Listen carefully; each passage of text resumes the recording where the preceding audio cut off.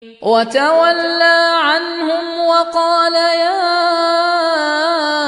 أسفا على يوسف وابيضت عيناه من الحزن فهو كظيم. قالوا تالله تفتأ تذكر يوسف حتى تكون حرضا أو تكون من الهالكين.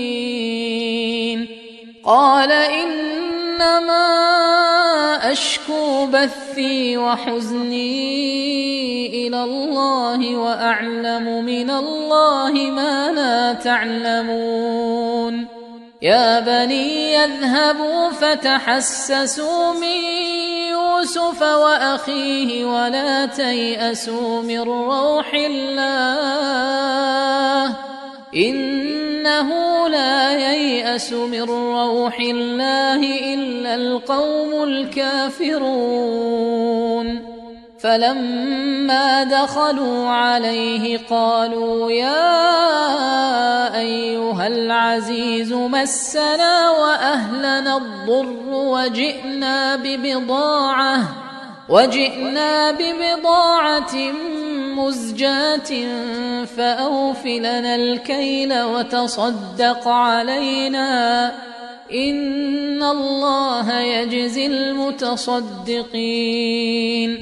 قال هل علمتم ما فعلتم بيوسف وأخيه إذ أنتم جاهلون؟ قالوا أئنك لأنت يوسف؟ قال أنا يوسف وهذا أخي قد من الله علينا إنه من يتق ويصبر فإن الله لا يضيع أجر المحسنين.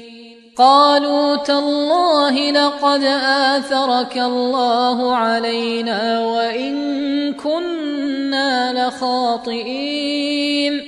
قال لا تثريب عليكم اليوم يغفر الله لكم وهو أرحم الراحمين. اذهبوا بقميصي هذا فألقوه على وجه أبي يأت بصيرا وأتوني بأهلكم أجمعين. ولما فصلت العير قال أبوهم إني لأجد ريح يوسف لولا أن تفندون. قالوا تالله إنك لفي ضلالك القديم. فلما أن جاء البشير ألقاه على وجهه فارتد بصيرا قال ألم أقل لكم إني أعلم من الله ما لا تعلمون.